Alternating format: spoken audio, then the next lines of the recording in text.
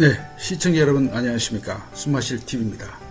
오늘은 우리나라에 지금 제선충병이, 소나무 제선충이 상당히 지금 많이 번지고 있습니다. 그래서 시청자 여러분께서 제선충에 대해서 대충 이름을 들어보셨는데 여기에 대해서 정확히 모르신 분도 계시고, 이래서 앞으로 우리나라에는 이 제선충을 박멸해야지만 소나무도 보호할 수 있고, 또 소나무를 보호함으로 인해서 또 송이버섯도 생산할 수 있고, 여러가지 앞으로의 산림 자원을 이 제선충병으로부터 반드시 박멸해야지만 우리 전 국민이 힘을 합쳐서 해야 될 그런 상이다 싶어서, 또 어떤 분은 또 시청자분께서 또 궁금해하시는 분도 계셔서 제가 오늘 특별 자료를 제가 발췌해서 소나무 제선충병에 대해서 제가 설명을 드리도록 하겠습니다. 네.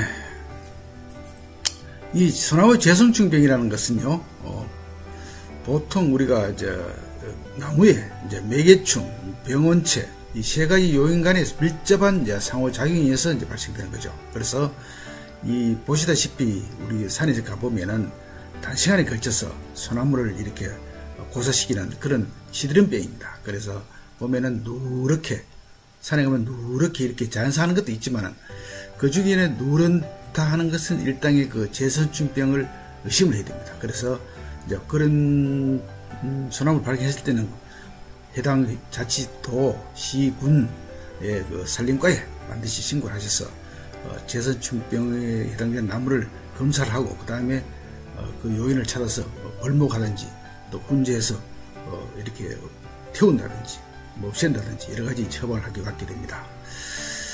그래서 이 시드름병으로 생기면은 이제 한번 감염되면 치료 회복이 거의 불가능해서 100% 고사시키는 산림병충이기도 하죠.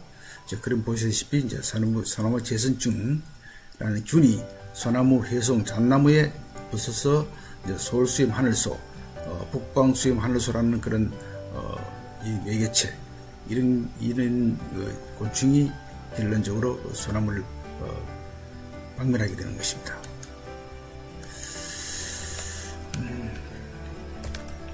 그 다음에 그 제선충이라는 것은 보통 소나무, 해송, 잣나무, 섬잣나무에 감염되며 단시간에 급속히 나무가 붉게 시들어 말려 죽는다고 말씀을 드렸죠.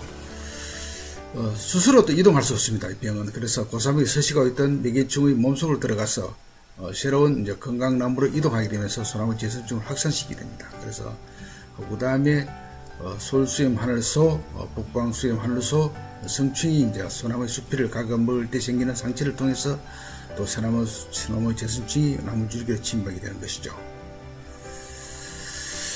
그리고 이 소나무 제선충이 침입한 나무는 급속하게 증식된 소나무 제선충균에 의해서 송진 분비가 일단 멈춥니다. 그래서 알코올, 타르펜 같은 휘발성 물질이 분비되고 수분과 양분의 흐름에 이상이 발생돼서 죽게 되는 것이죠. 그 다음에 그 소나무 제선충이 소나무를 죽이는 과정을 제가 표를 한번 보겠습니다. 그래서 이 표를 보면은 이 소나무 제선충이 생활사라고, 이 지금 제가 한국임업진흥원에서 자료를 발췌한 건데요. 지금 현재 이런 순환을 발생되는 거예요. 순환을 그 다음에 발생되는데요. 건강 소나무에 매개충이 이동되게 되면은 소나무 조직으로 제선충이 들어가죠. 그래서 또 소나무를 이렇게 말라 죽입니다. 그 다음에 죽어가는 소나무에 또 매개충이 또 산란, 또 새끼를 까죠. 그 다음에 이 매개충이 유충이 생깁니다. 그러니까 유충이 산란하면 유충이 생겼죠. 그래서 피해 고사목을 내서 또 월동을 합니다. 여기서 겨울을 넘긴다는 얘기죠. 그 다음에 번데기가 모여드는 소나무 제선충, 번데기가 모여드는 소나무 제선충이 번데기처럼 이렇게 생기게 되고요. 그 다음에 제선을 가진 성충이 다시 이렇게 생기게 됩니다. 그리고 다시 건강한 소나무로 매개충이 이동을 하게 되죠. 요게 이동하게 되면서 다시 나무 조직으로 들어가는 제선충입니다. 조직으로 다시 들어가서 이렇게 나무를 고사시키는 이러한 순환을 봄, 여름, 가을, 겨울 계속 이렇게 반복해야 됩니다. 이렇게 해서 제선충을 확산시켜서 소나무를 고사하게 되는 것입니다.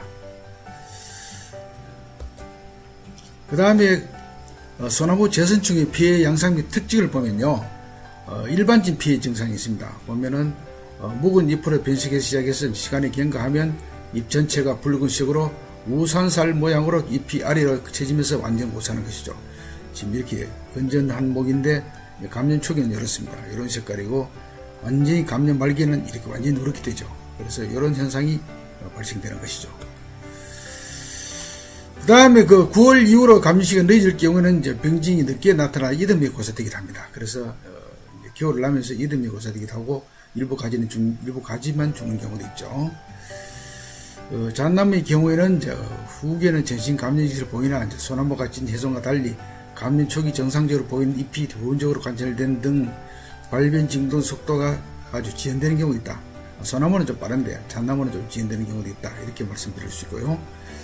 그 다음에 원거리 관찰 시 최상부만 붉고선 나무는 감염 의심목으로 산지된다. 그러니까 멀리서 요즘 뭐 드론으로 이렇게 해서 많이 우리 지방자치단체 산림과에서 많이 하더라고요. 그런데 멀리서 봤을 때 최상부만 붉게 고산된 경우, 그러니까 밑에는 멀쩡한데 위에만 고산된 경우는 보통 감염 의심목으로 의심해야 된다. 그런 얘기죠.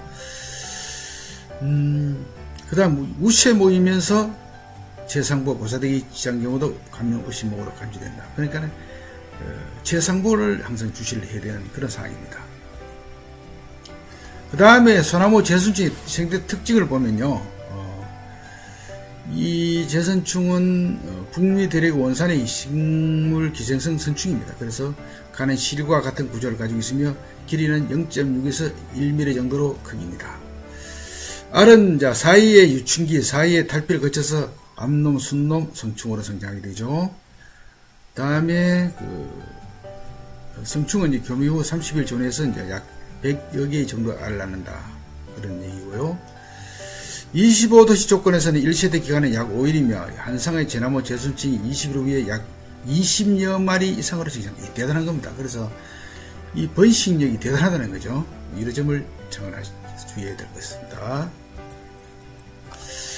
그 소나무 재선충의 생태 특성을 보면요, 이런 표로 되게 됩니다. 보통 2 내지 5월에 이제 분산이 유충으로 변태해서 유충은 분산 이동기를 거쳐서 매개충으로 연결하게 되고 이렇게 또 성충이 되는 이런 과조고요. 그 다음에 그 유충으로 변태하면은 이제 번데기 방으로 주변을 모여두어서 탈피해서 이제 매개충 채널에 침입하는 경우도 있고요. 매개충이 이제 후식할 때는 소나무 조직소로 전파를 감염하는 경우가 있습니다. 이 표도로 이렇게 식으로 하게 됩니다. 그 다음에 현미경으로 관찰한 건데요. 이거는 소나무 재선충이 이렇게 생겼죠. 그 다음에 침태, 곰팡이, 습식, 교미하는 과정까지 이렇게 나타나 있습니다. 그리고 번식력이 상당히 좋기 때문에 초기에 이 방별하는 것이 상당히 좋고, 요즘 그 산림과 공무원들이 이것 때문에 상당히 노고가 많더라고요. 그래서 이게 수시로 이렇게 요즘은 드론을 해서 하기도 하고, 자우전 소나무 재선충이 산에 가서 누렇게 보인다 싶으면 반드시 산림청이나 해방지방자치대 산림과에 신고해 주는 것도 재선충을 도우는 일이고 산림 공무원을 도와주는 일이다, 이렇게 생각이 듭니다. 그 다음에 소나무 재선충과 어린 소나무의 재선충의 차이입니다. 형태적으로 소나무 재선충과 어린 소나무 재선충의 차이는 거의 없으나 안검꼬리의 모양 및 미침의 유무와 같은 미세한 차이로 구분될 수 있다, 이렇게 할 수 있습니다. 그래서 안검꼬리 모양이 소나무 재선충은 이렇게 생겼고, 어린 소나무 재선충은 유럽형은 이렇게 생겼고, 어린 소나무 재선충은 동아시아형은 이렇게 있습니다. 그래서 표를 보면 이제 이렇게 알 수 있는 그런 상황입니다. 매개충의 생태 특성으로 봐서는 유충은 이제 아래서 7일 후 보호하며 형성층 부기를 섭식하면 성장한다, 이렇게 되어 있죠. 그 다음에 번데기는 이제 겨울을 지난 노숙 유충은 이듬해 4 내지 5월에 수피 및 1 내지 2cm 부위에서 번데기를 이용하는데 목줄뿔 내 소나무 재수증이 위계층 채널에 들어가는 시기이기도 합니다. 성충은 이제 번데기에서 약 20일 후 성충으로 우화해서 직경 5 내지 8mm 원형의 탈공충을 통해서 탈출한다, 이렇게 되어 있습니다.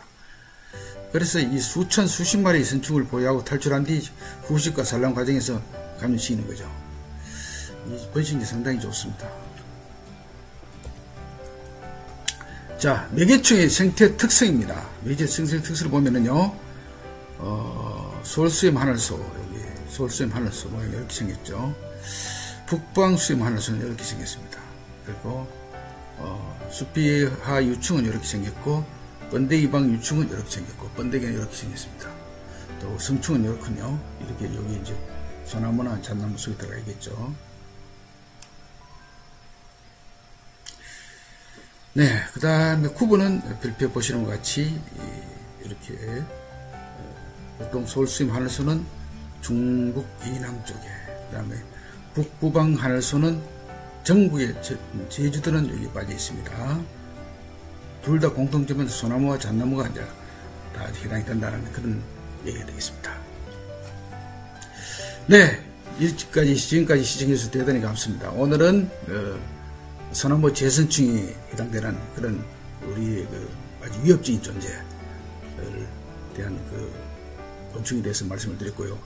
이러한 해충은 반드시 방면해서 우리나라도 재선충으로 반드시 이기는 그런 나라가 되겠습니다. 지금 사실은 가까운 예로 일본은 완전 재선충에서 피했습니다. 그래서 일본은 소나무가 거의 없죠. 거의 전혀 없는 건 아닙니다. 조금은 있는데 거의 없는데, 그래서 이제 그 이후로 소나무는 완전히 베낸 게 아니라 뭐 다 죽었으니까 다 없애는 거죠. 그래서 쓰기, 그러니까 삼나무라든지 이런 나무를 지금 해서 전 살림이 지금 이렇게 다시 다른 나무를 교체하는 그런 상황이 되었습니다. 그러나 우리나라는 이 소나무를 또 보호해드릴 이유가 소나무에서 많은 송이버섯이 생산되죠. 송이버섯은 우리의 농업 임업인들의 중요한 수입원이기도 하고, 그 다음에 또 수출도 하고, 우리나라 또 송이버섯은 세계적으로도 인정을 받는 그런 중요한 산림자원이고 수입원입니다. 그래서 이런 것을 보호하기 위해서더라도 소나무 재선충병은 반드시 방면해야 된다. 언제든지 우리 시청자분께서도 이런 윗부분이 누렇게 변하는 그런 소나무가 발견되면 산림청 또 지방자치단체 산림과에 반드시 신고하셔서 방면하는 데 같이 협조해 주시길 바랍니다. 네, 이상 숨마실 TV였습니다. 시청자 여러분 대단히 감사합니다.